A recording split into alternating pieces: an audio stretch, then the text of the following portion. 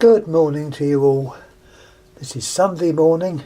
It's blooming cold out there, so I thought I would put a couple more videos up for you. Up next we've got quite an old lamp. It's an old Tungsram lamp. That box will give you some idea of the age. I'm not even going to attempt to put a date on it.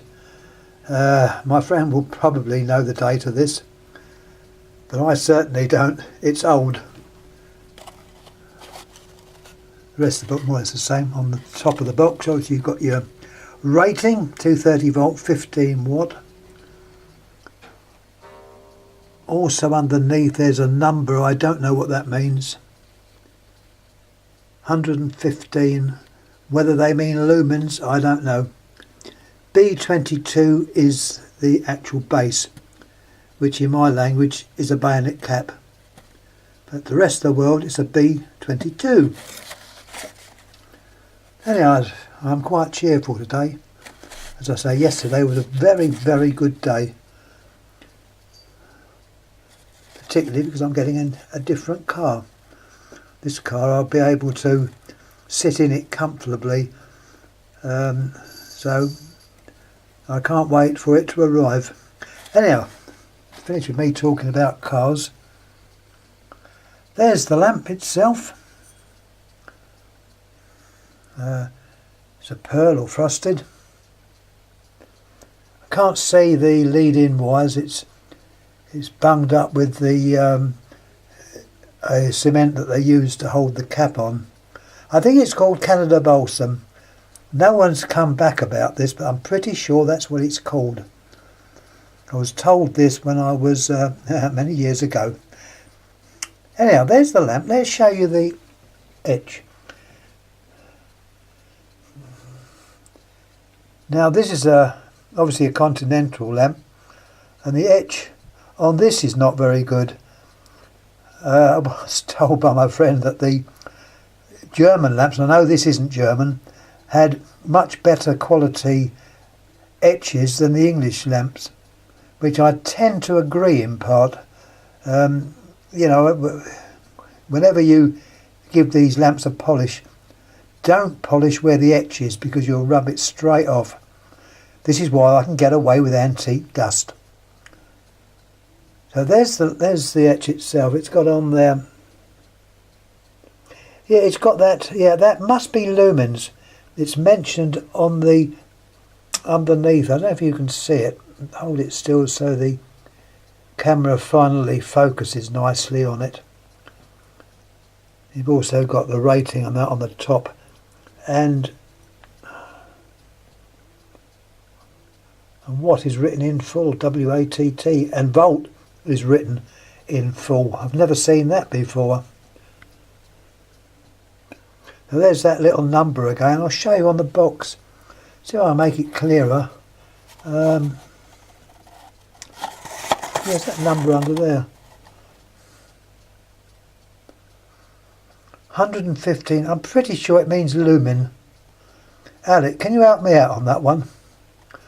I think it's lumen. As I say, any of the technical stuff I ask Alec, because he knows this stuff inside out. And he will probably give me an answer on that. Anyhow, let's quickly light it up, making sure the variac is at 0, which it wasn't, but it is now. Plug the bulb in.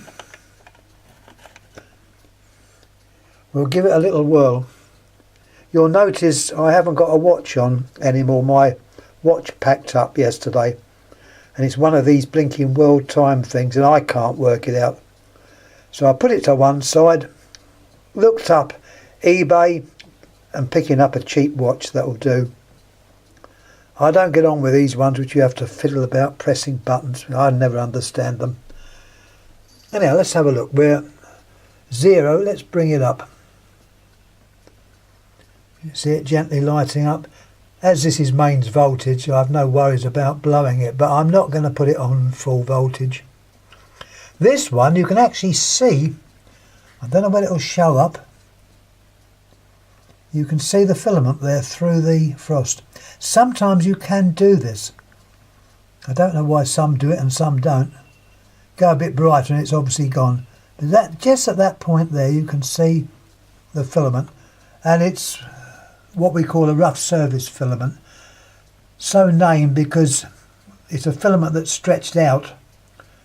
It doesn't get as hot as a coil filament, or probably a closely wound filament. But originally, rough surface filaments were put into lamps that were rough surface. And this is, you wouldn't use this as a rough surface lamp, it wouldn't give you enough light. It might be used on signs, I don't know. I know in the old days these low wattage ones were mainly used as night lights, but nevertheless that's where it is. And let's turn it. You can see the name on there. I won't turn it round. It's got a fair etch. There we go. It's coming up nicely now. Give you an idea of the etch. Let's turn it on its side so you can have a look at the bulb of light. There, it's quite a nice little looking lamp. Finished in pearl. Anyhow, any questions on this, please ask. And then I will be getting back to you about that viola lamp. We had a very big discussion about that last night, and I was saying to my friend, well, I'm pretty sure it's Austria. He says, no, it's not, it's Vienna. Not Vienna, Italy. So I thought, oh well, we'll beg to differ. And I said, hold on a minute, I've got another one of those bulbs. I took it out the packet, and what did it say on there? Made in Italy, so it's Italian. But I will correct it on the other comments, as two of you have kindly passed comments on that. Just shows my eyes. I thought my eyes were getting better. I have had 2 done for cataracts. I must say my night vision is a little bit better. I mean, quite a bit better. I can actually see things now, so I will get back to you on that. And apologies for you that misread my. Well, you didn't misread my comments. I put them down wrong. I said Austria. It's not. Probably confusing it with a couple of other lamps I've got. Anyhow, all for this time. I'll put up something next which is a little bit unusual. Well, it's common in England, but I understand it's quite rare or uncommon on the continent.